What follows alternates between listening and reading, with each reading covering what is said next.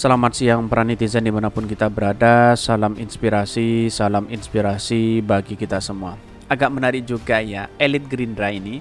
Anies kami usung ya, kami bantu pembiayaan tapi pamit pun tidak ada. Lantas bagaimana dengan Jokowi yang menjadi calon presiden waktu itu ya, berhadapan langsung dengan Pak Prabowo, apakah pamit dengan Partai Gerindra? Apakah yang selama ini hitung-hitungannya adiknya Prabowo mengatakan membiayai Pak Jokowi waktu di pilkada juga banyak begitu. Kok masih diungkit hari ini begitu kan? Kenapa begitu kan? Ini kan perbandingan seperti itu. Pak Prabowo, adiknya Prabowo juga juga membiayai Pak Jokowi waktu pilkada. Setelah Anies juga membiayai. Bahkan apakah Anies dengan Prabowo dengan Pak Jokowi amit kepada Partai Gerindra waktu mencalonkan diri. Itu kan dari 2014 apakah pamit begitu kan? Itu yang menjadi pertanyaan hari ini begitu kan.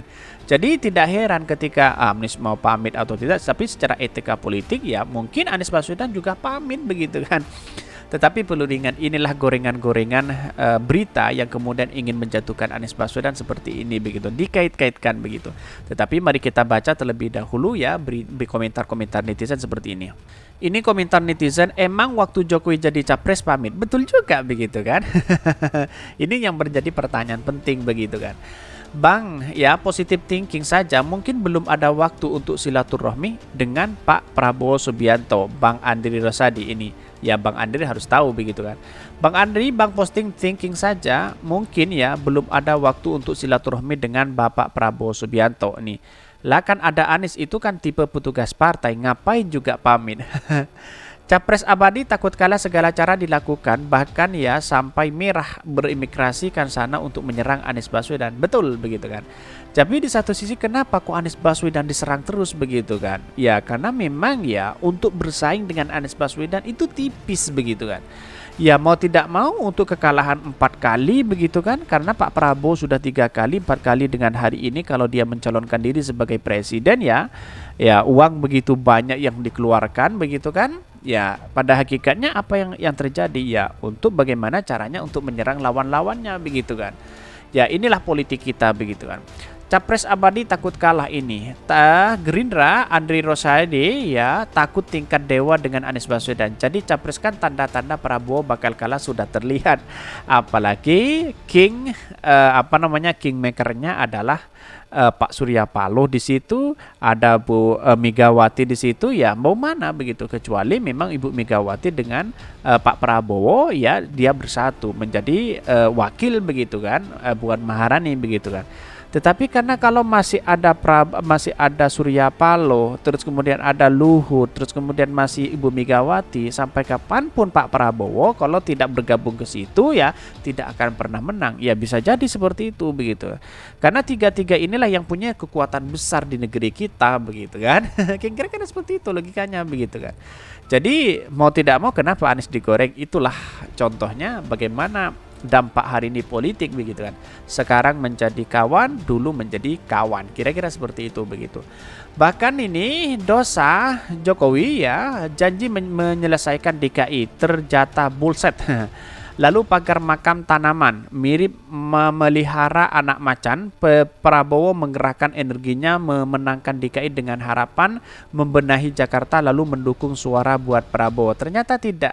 Ini kan baca di sini ternyata tidak juga partai PDIP untuk mendukung Prabowo begitu kan, malah Pak Jokowi yang dimajukan begitu kan. Juga aneh kan seperti itu begitu kan. Ya tidak ada kapok-kapoknya sebenarnya untuk 4 kali untuk mencalon presiden, karena demokrasi kita sebenarnya tidak ada batas untuk mencalonkan presiden dari siapa begitu kan. Waktu maksimal tidak ada begitu. Ya terserah karena inilah bagian dari demokrasi kita begitu. Iya Bang, waktu Jokowi juga akan sama jadi lawan Prabowo dan menang pula. Ini banyak sekali yang mengkritik mereka begitu kan. Ini pamit Anies Baswedan ucapan terima kasih kepada Partai Gerindra dan PKS. Sudah katakan seperti itu, pasti ya itulah para cebong dan buzzer untuk menggoreng habis-habisan berita-berita seperti itu begitu kan. Padahal secara tidak langsung dia kan sudah pamit begitu kan. Ya, mungkin dalam pertemuan itu masih belum bertemu begitu kan. Tapi di satu sisi kan ada pamit seperti itu. Lantas bagaimana dengan Pak Jokowi? Apakah sudah pamit dengan Pak Prabowo waktu mencalonkan diri sebagai presiden? Itu yang menjadi kendala, itu yang harus kita bicarakan begitu kan. Untuk apa namanya, bukan untuk mengkreditkan Anies Baswedan, untuk menjatuhkan Anies Baswedan, kan seperti itu logika kita begitu. Jadi publik sudah cerdas hari ini. Tetapi mari kita baca terlebih dahulu beritanya seperti ini. Ini beritanya ini cukup menarik sekali ya. Elit Gerindra Anies kami usung. Kami bantu pembiayaan tapi pamit pun tidak ada. Kok begitu ya? Politik itu kan memang seperti itu begitu kan. Berdarah-darah begitu kan. Bagaimana dengan rakyat yang mendukung Prabowo waktu itu yang berdarah-darah di bawah lalu kemudian dikhianati begitu kan? Kan kira-kira seperti itu loh kayak kita begitu. Isu ex-gubernur DKI Jakarta Anies Baswedan punya utang 50 miliar kepada Wakil Ketua Dewan Pembina Gerindra Sandiaga Uno jadi sorotan. Elit Gerindra menyindir Anies Baswedan diusung jadi gubernur DKI di Pilkada 2017. Politikus Gerindra Andri Rosiade yang menyampaikan pesan Ketua Umum Partai Gerindra Subianto agar jangan mengungkit-ungkit kebaikan atau jasa yang lalu. Menurut dia, omongan Sandiaga soal utang yang awalnya disampaikan Wakil Ketua Partai Golkar Enwin Aksa adalah sikap personal. Bahkan Andri bilang jika ingin mendalami isu tersebut lebih baik konfirmasi ke Sandiaga karena menyangkut urusan personal. Karena sikap resmi dari Partai Gerindra itu terlalu dikeluarkan oleh dua orang.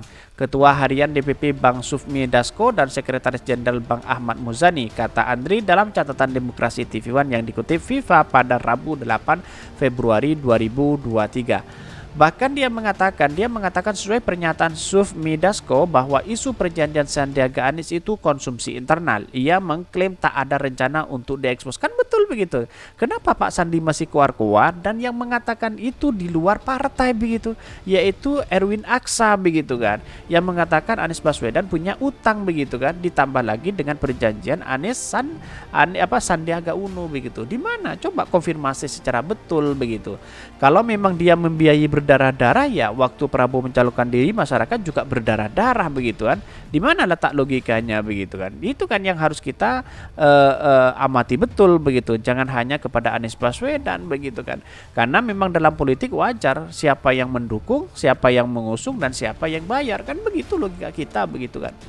Jadi masalah itu sebenarnya ya konsumsi internal aja begitu kan. Tapi ternyata salah satu pelaku sejarahnya Bang Sandi mengungkapkan mungkin lebih elok ya TV One mengundang Bang Sandi untuk menjelaskan lebih detail jelas Andri. Ya betul begitu kan. Klarifikasi di situ biar jelas begitu kan. Ya mungkin saja Pak Sandi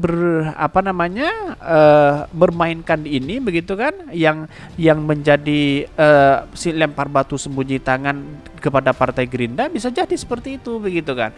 Tetapi Pak Fadlizon tidak menanggapi apa-apa begitu kan. Pak Prabowo juga tidak menanggapi apa-apa, disuruh tanya kepada Pak Sandi ya.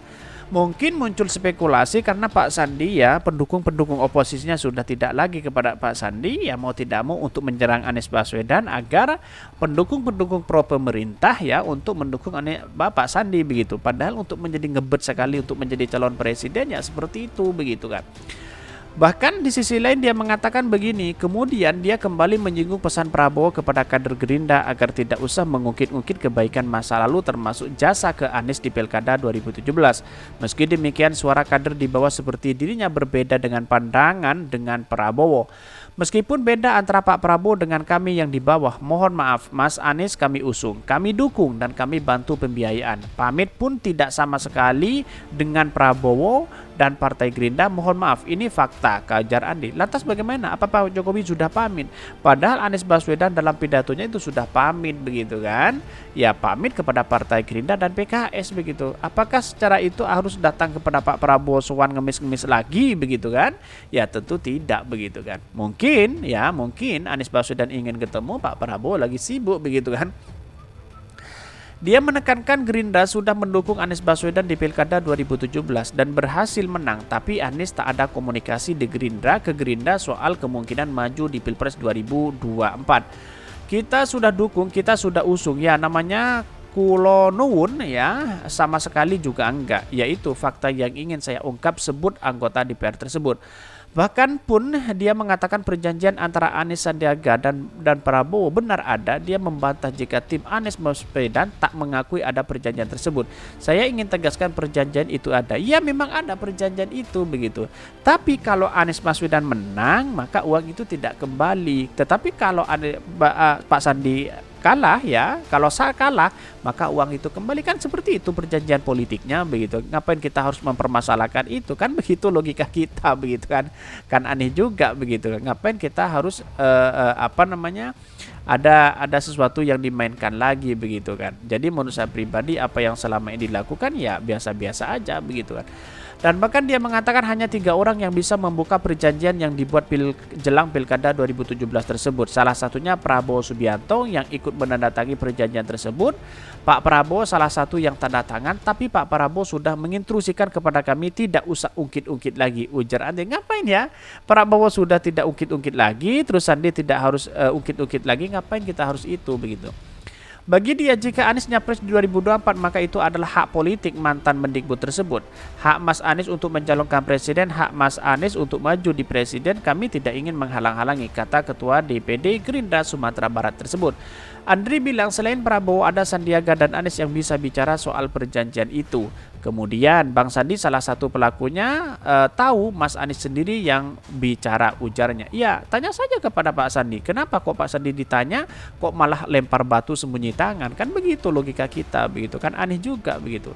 Mungkin itu yang kami sampaikan. Tonton terus channel dari Podcast Rakyat ini karena ada berita-berita menarik dan viral setiap harinya. Salam para netizen, salam inspirasi bagi kita semua. Jangan lupa di subscribe channel YouTube Hodari Podcast Rakyat ini.